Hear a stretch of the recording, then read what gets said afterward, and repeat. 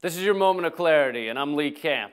You'll hear your politicians blabber on about a lot of things, right? Hell, Ohio alone, this past election cycle, saw literally hundreds of thousands of political commercials. And it appears the only effect it had was that the sales of feminine products shot through the roof due to so many ads for douchebags. So you'll hear your politicians talk about a lot of shit, but you know one thing you won't hear them mention? Corn. That's right. Corn. Before 1979, corn was used for little more than corncob pipes and bad jokes. But nowadays, you don't see a corncob pipe unless you're friends with a banjo player or a scarecrow is banging your wife. So the corn lobby convinced the government to subsidize corn, and it's now to the tune of between $10 and $30 billion per year, more than wheat, rice, and soy combined. Corn is now in 3 out of 4 products you eat from the supermarket. Think about that. You grab a soda, you're eating corn. You enjoy some yogurt, you're enjoying corn. You eat dried fruit sweetened with corn. A chicken nugget has 37 ingredients. 30 of which are made from eggplant. I'm sorry, corn. It was corn. So why are we continuing to call it a chicken nugget? It's a fucking corn nugget with a hint of chicken. Then there's high fructose corn syrup, which finds itself in more food than Kirstie Alley after a breakup. Since it was introduced, obesity rates in this country have tripled. Corn syrup has also been proven to affect cognitive abilities. Soda companies keep using it because it's 20% cheaper than sugar. At least that's why they say they use it. I think they use it because they know they need dumb as candy corn customers to keep buying and drinking a liquid that is known to fuck up their cognitivity. And finally, there's ethanol, a fuel made from corn that is far less efficient than gasoline and causes more global warming emissions. The best part is that over the course of 1 year, we take enough corn to feed 412 million people for a year, and we turn it into ethanol. How fucking sick is that? So I've got a better idea. Let's take those people who were gonna starve to death during the course of the year anyway, and turn them into the fuel that powers our cars. Because we don't give a shit about those people starving, but you know what we do give a shit about? Cheap gasoline. It's called corn. Yeah, here you go. You sure this is gonna work? Oh yeah. It may take like 400 years, but they're gonna be fat, dumb, and fucked. Just totally fucked. Dude. We got something good today? This one comes from username Resistance is Futile. Hey Lee/Dickhead, why can't activists stick with what's actually wrong with scenarios instead of making up shit in order to scare people? Hitler did that and was funnier than you and better looking. Not a fan of that comment, Henry? Not at all. No? What bugs you? Hitler was a Class A jackass. I'd say that's even an understatement. Yeah. I side with him on that. Hitler, jackass. If it was left to him, we'd all be in chains. Well, you'd be in chains. My people would not be around so much anymore. By the way, Lee/Dickhead was my band name. I don't go by that anymore, so that's an old Wikipedia entry. All right, well, thanks for being down here with us. You're welcome. That's our hate mail segment.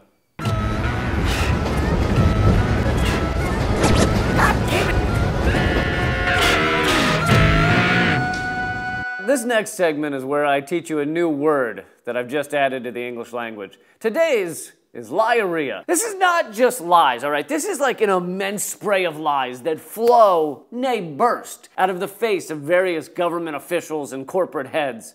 Here, I'll use it in a sentence. When addressing the media about their new corn-based GMO, Monsanto's PR person, Bradley McShitface, suffered from a vicious and perhaps unprecedented case of liarrhea that hosed down everybody in a 50-yard radius. Women and children ran for cover, but many of the elderly weren't quick enough, attempting helplessly to gather their oxygen tanks and knitting needles in time. They were overtaken with the rancid piles of all-out lies, falsehoods, and misrepresentations. 11 died before the man's speech was over, choking to death violently on the bile. 2 of the seniors had survived Normandy, but this deluge of liarrhea was too much. Tell me lies, tell me sweet little lies.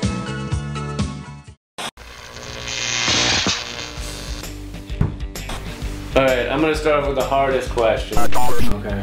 I'm gonna call you a genocide preventer unless you can give me a better title. That's fine. That's alright? We go with that? Alright. Yeah.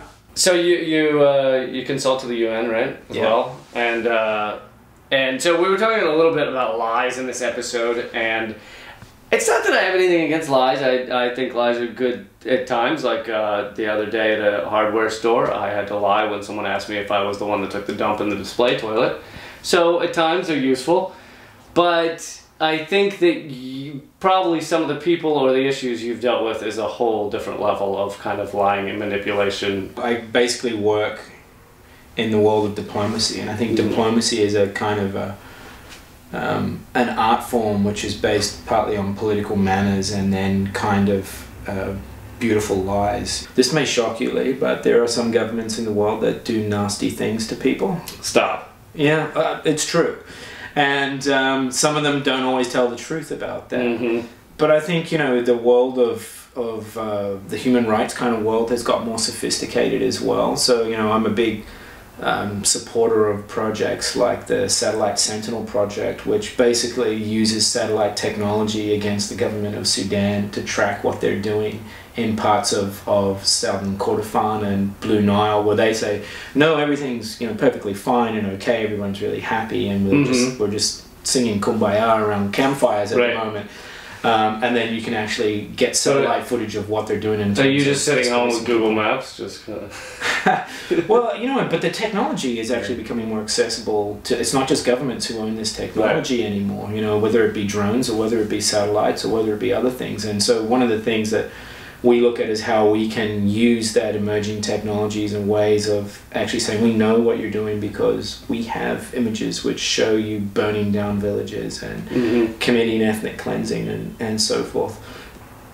There's so much information now online that I feel like we're steadily approaching a time where everybody just has their own facts, which gets getting kind of scary. Obviously, it would be great if more people were informed, but at the same time, there's also a lot of bullshit that gets circulated.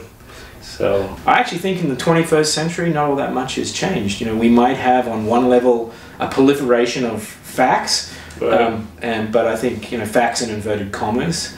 But yeah, you know, it becomes increasingly easy for people to build up false sources of information or incorrect perceptions based on partial. I don't think all that much has changed. I think we think of the 19th century as a kind of a high point in the art form of kind of media lying, you know, that you could write, you know, a mermaid was discovered on, you know, and people would believe it or whatever. Here's a three-headed boy born to a woman on 8th Avenue in Brooklyn. And they go, yeah, gosh darn, that's extraordinary. But you know, I don't think that much has changed. I think it's just become more sophisticated, and I think governments have become in some ways more adept at the manipulation of media, and I think it's incumbent therefore upon human rights activists and others to realize that media is a weapon. But I think that at the bottom of all of that, you have to hold on to the truth.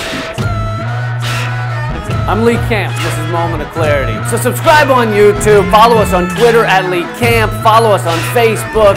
Keep fighting.